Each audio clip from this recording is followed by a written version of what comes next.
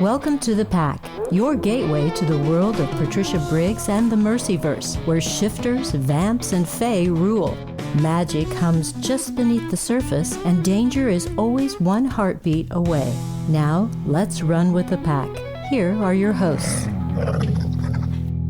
Back into a June episode 10 of the Pack Podcast. I'm Greg, and joining us as always, our person to the east or west, I guess, depending on which direction you're traveling, would be Hasna. Hey, everyone. Hey, Hasna. Hey, Hasna. And from just up a little bit from me is Linda. Hi. Hi, everybody. Welcome. How's everybody doing today? Good. Good? Yeah. Pretty good, yeah. Well, you can tell you guys are like full of vim and vigor today. I know Linda hasn't had a tea yet, so that may be part of the issue, right? True story. Yeah, I did say to Linda earlier on that I need another cuppa, but it didn't really happen, so I just have to settle for a bottle of water. So I feel her pain right now. Here we are into June already, and in the 20th anniversary of the Mercyverse. Kind of excited about what we're going to talk about today and our special guest we have coming up here in just a little bit. We just did a quarterly drawing, if I am not mistaken, back on the 21st.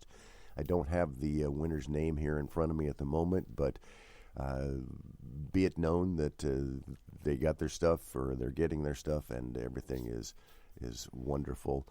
The after chat for this episode will come your way on Sunday, June 7th at 10 a.m. I don't think you're not going to be here for that, are you, Linda? I might be able to make it, but we'll see. Hey, a big shout out to our June Patreon folks. We had a long list of people just jump on like really, really quick. Elena Briggs, I don't think there's any relationship there. Denise Mangpante, I don't know if I butchered your name, and I apologize for that. Esther Granger, Domino Knickknacks, some of these names, I love them.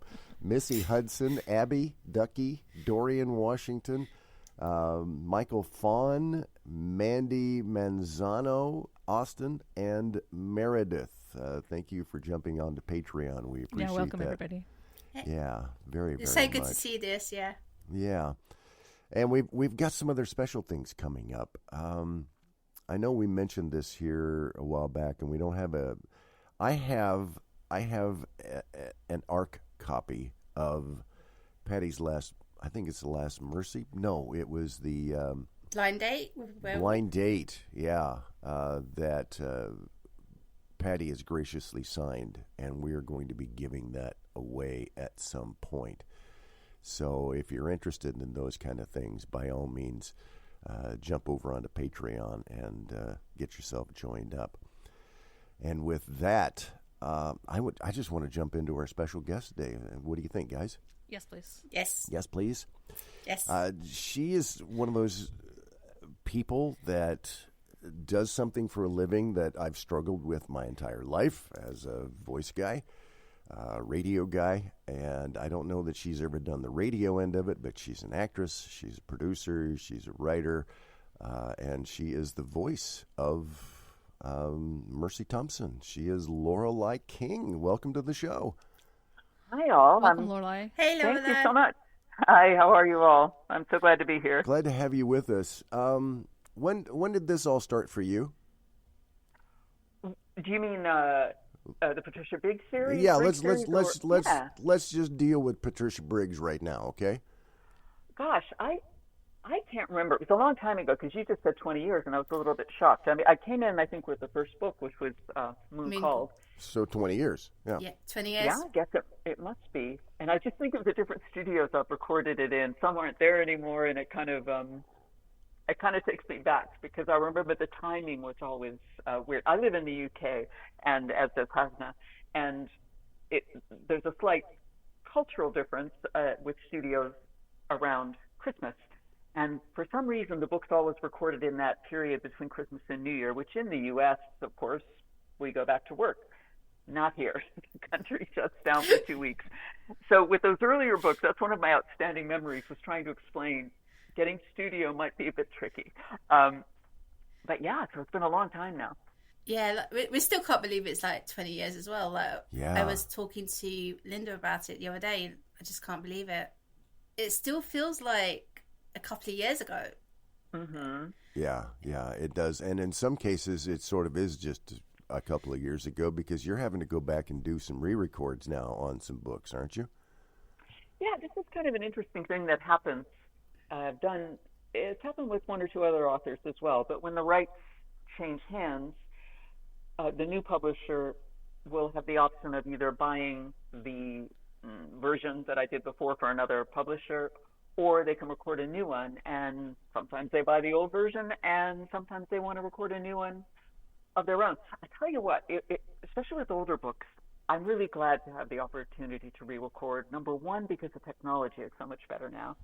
And number two, maybe I'm better now. I don't know. It just gives me a chance. You have a better grasp of who the characters are at this point in time, especially with like the first couple books. You know now, there's a history here. Yeah. Yeah, what is the one I just did? Fire Touched. I just re-recorded that, which I think is a nice book in the series.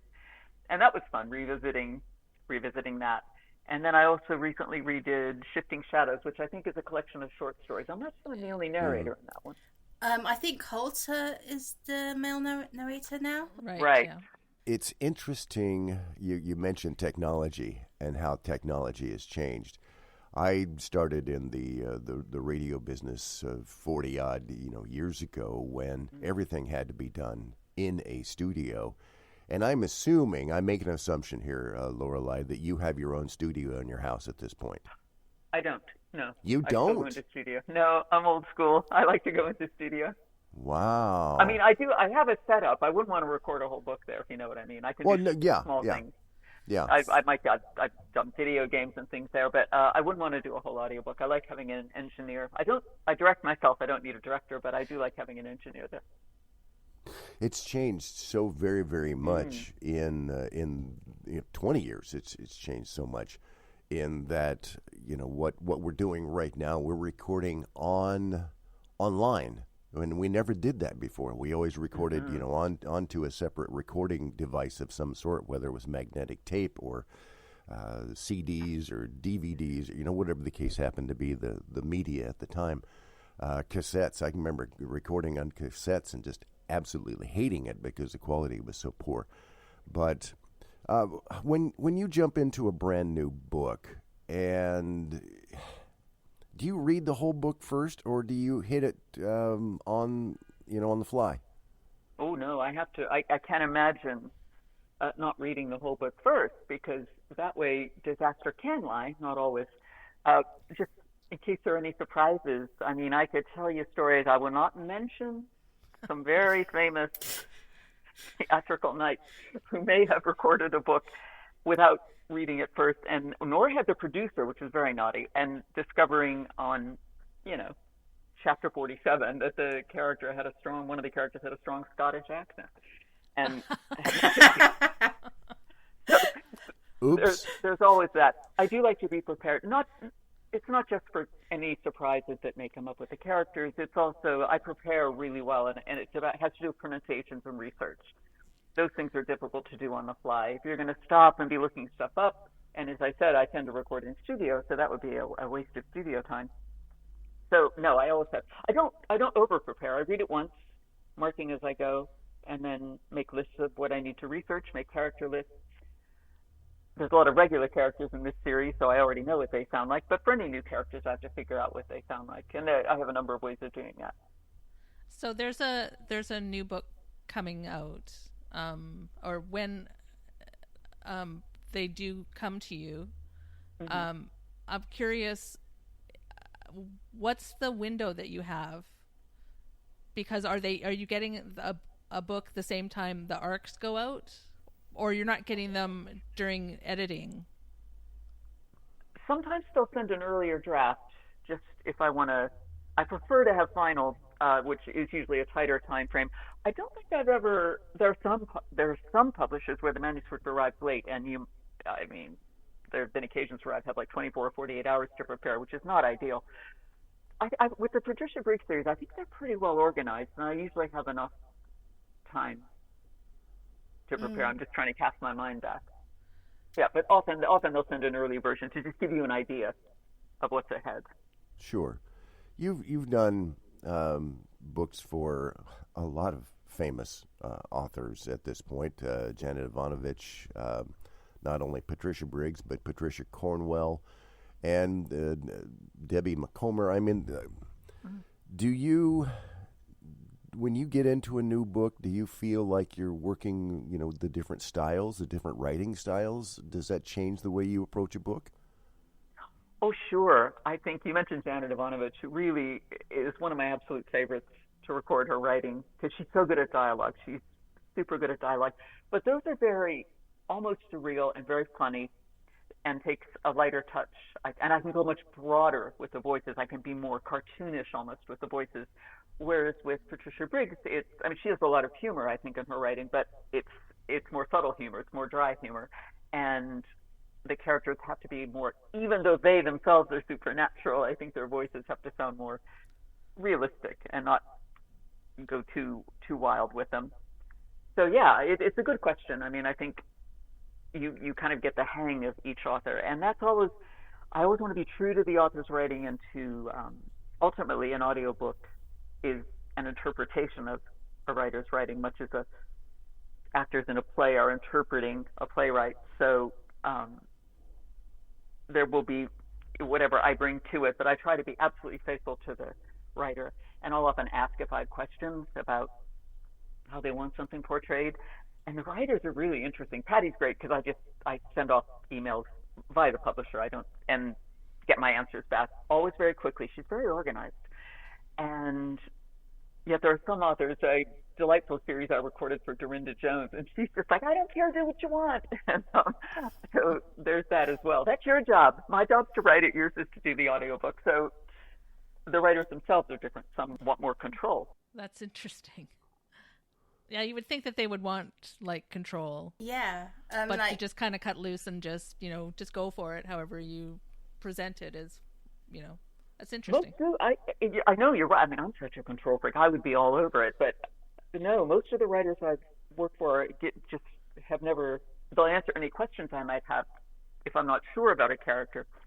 And with character voices, I think often the writer in the writing will give you the clues. They'll tell you what kind of voice they have, or sometimes you just get a feeling as you're reading it. Often the first voice that pops in my head will be the one, to use. There's something in the way it's written. And sometimes if I'm absolutely not sure, or if I think, it's hard to explain, but if I think via the writing that this character means something to the author, I might ask if they have a preference as to how that voice should be done. Has there been anything surprising when you in the middle of doing a book where something drops up and you think, oh, how can I handle this, or anything like that? Usually because I've prepared well, there won't be surprises in that way. The thing that is surprising when I'm recording sometimes is the emotional reaction that I may not have noticed when I was preparing the book. And there have been, I'm trying to think if there were any in Patty's books, possibly, certainly there's another author I've recorded, PC Cast, and there have just been, much to my surprise, I was just devastated reading this one, actually reading it when I was actually narrating, and it just hit me, and I just got so emotional, and we had to kind of stop and pick it up a bit later. With someone like Janet Ivanovich, it's because I can't stop laughing. Yeah, she's hilarious, yeah. And so, and then I get the giggles, and I keep laughing. So I think in that way, I think the emotional response can occasionally be surprising. Now, I'm curious, with your history of being a director, is that why you choose to not have one? Because you're comfortable with the process of what the director is doing for a narrator? Yes, that is true. I think people, the publishers, kind of accept that I don't need one, particularly because I've been doing these series for a very long time. Having said that, I do have a director. I love having a director. It's a luxury. And for Janet Ivanovich, who's now published by Simon & Schuster, I have a director, Randy Dolnick, and I love her. And it is great having a director, especially Excuse me, I'm going to cough. Especially as I've lived in Britain such a long time, it's really helpful to have another American there who's up to date with how things are pronounced. Sometimes there are words that didn't exist when I left America, if you know what I mean, brand names or whatever, and it's really helpful to have someone to keep me on track in that way. But generally, I think I'm just speculating here, but I think it comes down to money. With publishers, if I can direct myself, and I know these series so well, and I know the characters so well, why spend the money on a director? Sure, yeah. I've fought with a lot of directors in my day because I thought I knew better. Probably didn't, but it does happen, and I can see where a session, if you know what the characters are, what the author is after, then it would make it an awful lot easier. You've done a lot of acting as well. Mm-hmm.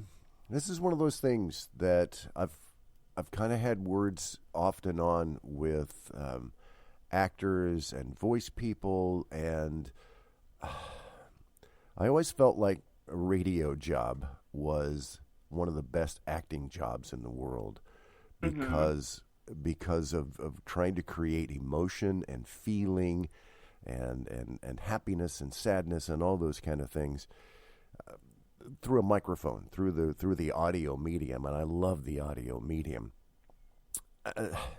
Is that a benefit for you of having kind of started maybe in the acting business, or did you cross both paths at the same time? I think no. I started acting first on stage, and then it's interesting what you just said, Greg. And I'm wondering if you're referring to just presenting, or if you're referring to radio drama, because a lot of my early career was I have a pretty solid background in radio drama with the BBC. As Hasna will know, the culture here is very much for radio drama more than it has been in America. In America, I think multi-voice narrations now are they're like rediscovering the wheel. It's like, it's just like radio drama, frankly. And I think in terms of the voice field, certainly acting. For fiction, being an actor is a big help, I have to say. In portraying characters, you're used to investigating characters, building characters, and that kind of thing. And I think for me, personally, my background in radio drama helped tremendously when I started in audiobooks. Mm-hmm. Yeah, I could see that. Like, I was listening to you. I was actually listening to Moon Called last night, and I think it's interesting when you say that about radio dramas, because like graphic audio is just becoming really, really popular at the moment, and that is like, it's like a radio play, that old school radio plays. Oh yeah, very much so. Yeah. No, from my perspective, back to your point about presenting what we call here in the U.S., just being a disc jockey kind of thing. Mm-hmm.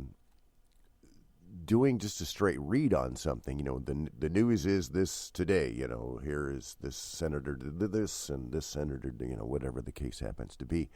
I always took it further and utilized, the emotional range of things to try and convey that, through whatever it was that I happened to be talking about.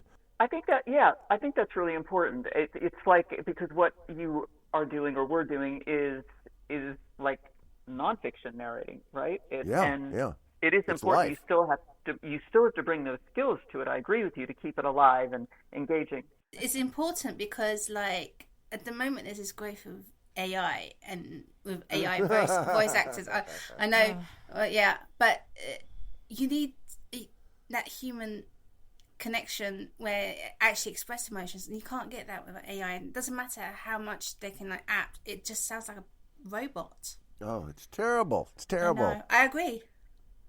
Well, now you've opened a can of worms. I know. I'm sorry. I'm sorry, but that's like where my mind has gone. Yeah, but it's important because I think AI is a threat to art. It is. I agree with you 100%. I think the human voice has something that AI. I don't know where it's going to go. At the moment, it can't replicate it. There are some. I tell you what, they're getting better and better at synthesizing human voices. That's true, but for me, there's still something missing, and I find it slightly.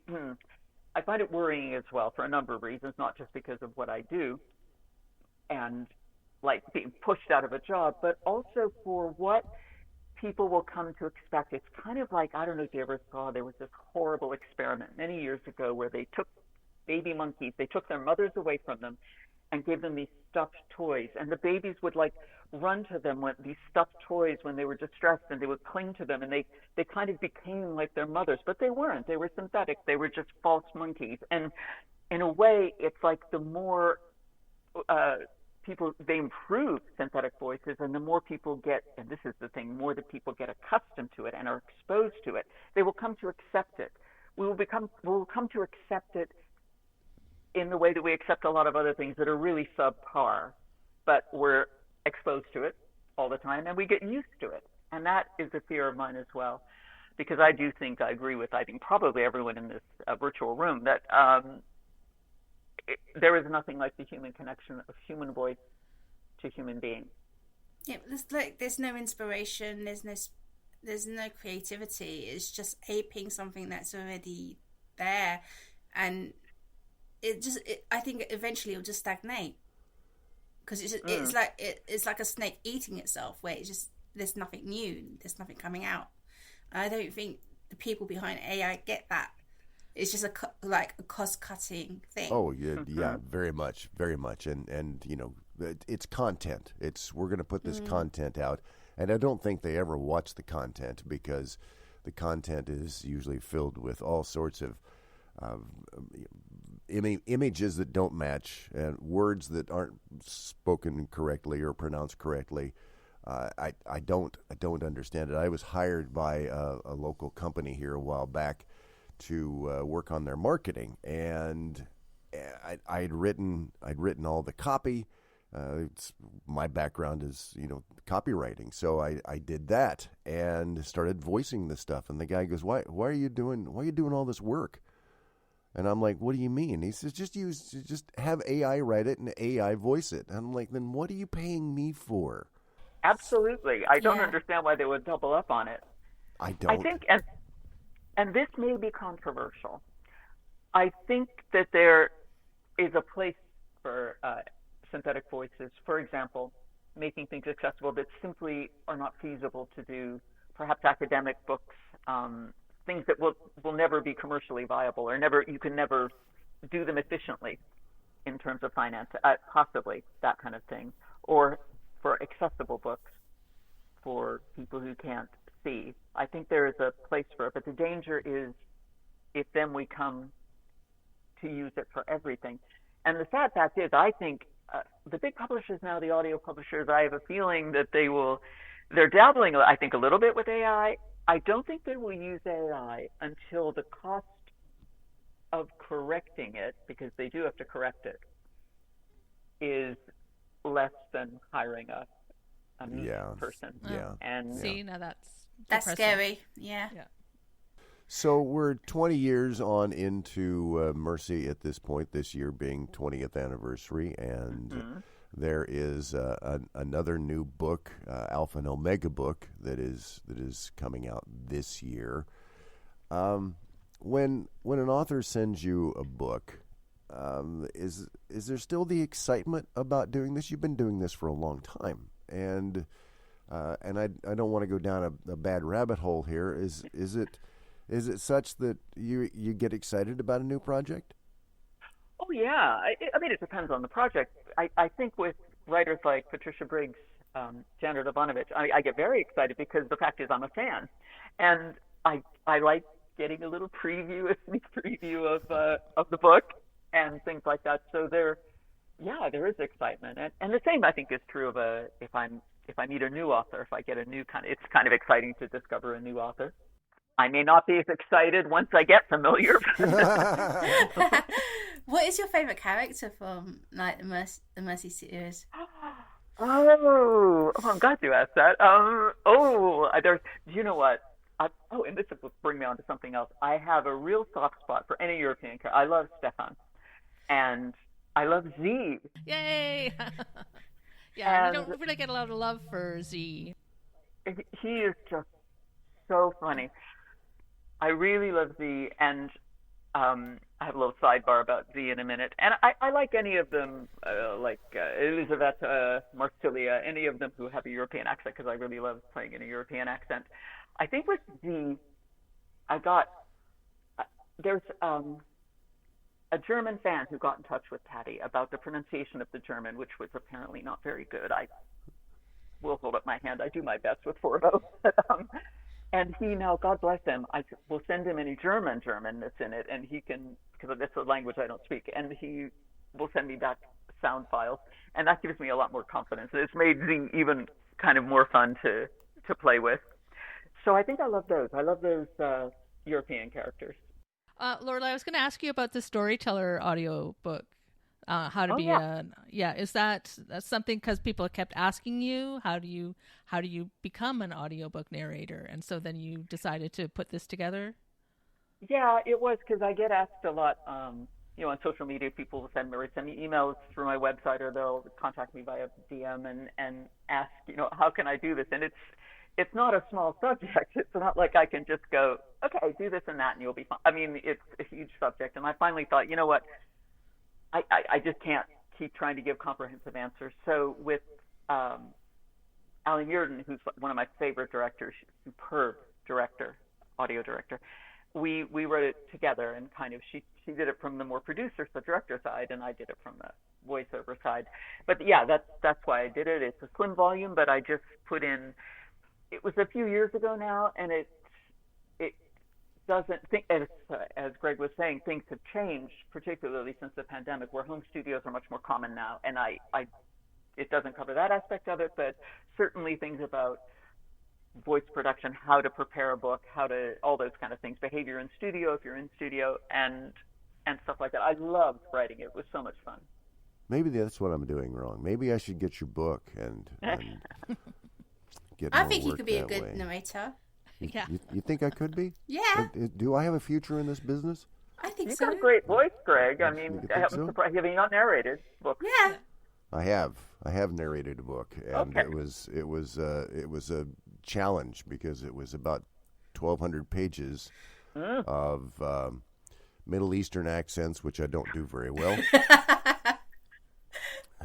Some German, some French. I could not get into a French accent for whatever reason. It always sounded German to me, and I can do French, Do you ever wind up getting stuck like that? Oh yeah. I mean, there is a book. I mercifully have blocked it from my memory, but it was many years ago, and I don't know why. I think sometimes I don't know that the publishers necessarily thoroughly read the book, and I think there was an American female character, 30 years old, in it or something like that. So they gave me this book, but the whole first half of the book was set in the 1800s in South Africa, with like 47 male characters, half of whom were Scottish. And I ended up crying. So yeah, there are some accents I can do very well, and there are some I cannot. South African, I am not so good at. That is a hard accent to do. Right? It is a hard accent to do. Mm-hmm. I can usually hear it if somebody is speaking it, but are you South African? Are you, are you kind of a strange British? Are you, Yeah, but recognition is not reproduction. No, Yeah. That's the thing. no, absolutely Yeah, not. No, that's Absolutely true. not. And I think the other thing, people who come to audiobooks, it sounds like you started with a real stinker. It's difficult with so many characters and accents and length of the book alone. People are surprised at how utterly exhausting it is. I find this because I've directed quite a few author records. This is nonfiction usually, and they'll come at 10 a.m. bright-eyed and bushy-tailed, and they are exhausted by 11 o'clock. Yeah. And it's that challenge of realizing you have to sound as fresh at 5 o'clock as you did at 10 o'clock. And it takes a lot of stamina, and I think people don't realize. It's one of the as actors, I think audiobooks is one of the hardest jobs we do and the most demanding physically and in terms of stamina. I agree with you. Are you having to do it all in one go, or is it like broken up into several days? Oh yeah, if it's a long book, it has to be broken up in days. There's only a certain amount you can record in a day. I've now started I only do half days because I think it's counterproductive to do. I can direct a full day, but to voice a full day, I just think it's diminishing returns in the afternoon. So I either just do a morning or an afternoon, and I think I get more done. I'm pretty efficient, so I don't make a lot of mistakes. So I think half a day for me, everybody wins because the quality of the product is going to be better as well. But a lot of people still record full days. Are you a physical reader? Do you use your body as I do when I'm reading? Yes, I do. In fact, I was doing it just now as I was listening to you. And I think I've learned over the years, I am quite physical, but I've also learned how to, I also make sure the clothes I wear are knit so that they make no noise. Therefore, that gives me a little more freedom of movement. But I've trained myself. I always stay centered to the mic. I always make sure that the body movements won't make a sound. Right. So, but yeah, especially some characters, you kind of have to. I love the insight to what the process is. And I know our listeners enjoy what is going on. We could talk about this for probably hours, but we're in the process right now of going overtime for what we're doing. Are we? We are. Hey, can I say one thing? Sure. This was something I wanted to talk about, and it's kind of interesting because we talk about. I've listened to your podcast, and the way you say Stefan's name, and I've had a letter from someone, like a fan, saying it should be Stefan. And that's probably true. And I tried to explain that when I was first taken on for this series, the publisher gave me a list of pronunciations, and I asked for it, and it was Stefan, I was told to say. But now I feel bad if people think it should be Stefan.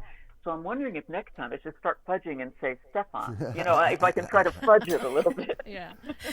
Both sides defense. Yeah, Patty would say just pronounce it any way that you like. So, because she doesn't have strict rules in how you pronounce a name. I think because a lot of people will say Asil or Azil, so it's like that. But I don't know. Maybe because of my accent, I always say Stefan. I don't know. It's, it's because of that. I don't know. Yes, I noticed you and Linda said Stefan in one thing I was listening to, and Greg said more like I do, Stefan. Yeah. So it could be an accent thing as well. I don't know. It's my Canadian accent coming through. Hey?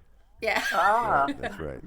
Yeah, next time I go have a conversation with Patty, I will be bringing this up and tell her to. I want definitive answer here so we can pass it on, all right?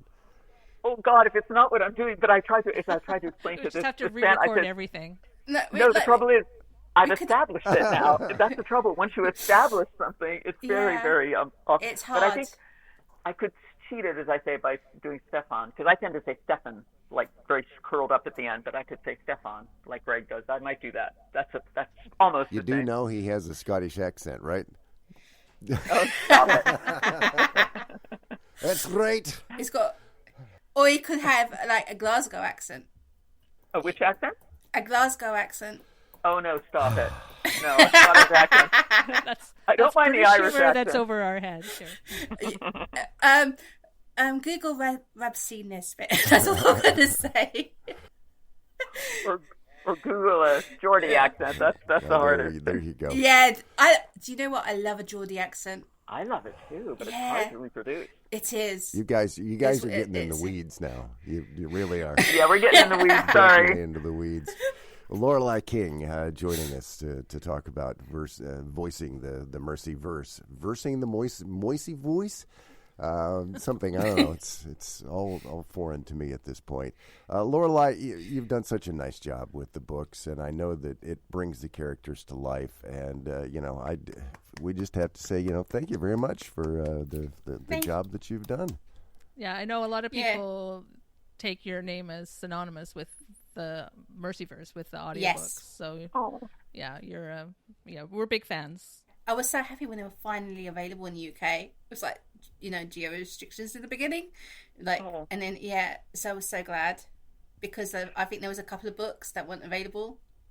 Oh. So yeah, there was geo rights issues as well in the UK. It was hard. Well, thank you for those very kind words. I love doing this series. I hope to continue doing it. I hope Patty keeps writing them, and thank you very much for having me on, and thank you for those very kind words about the work. I appreciate it. All right.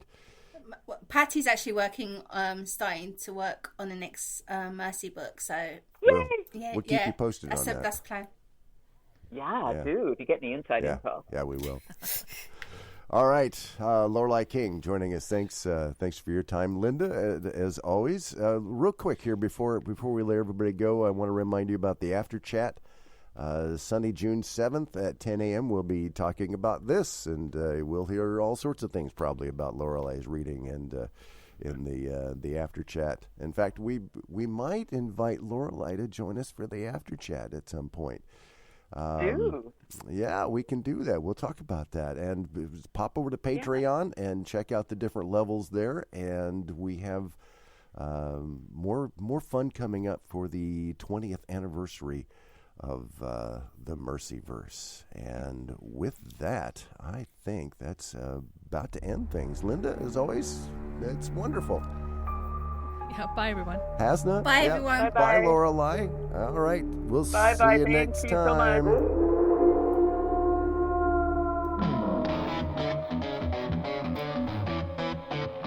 The shadows are stirring, and our time together has drawn to a close, at least for now. But the pack is never far away.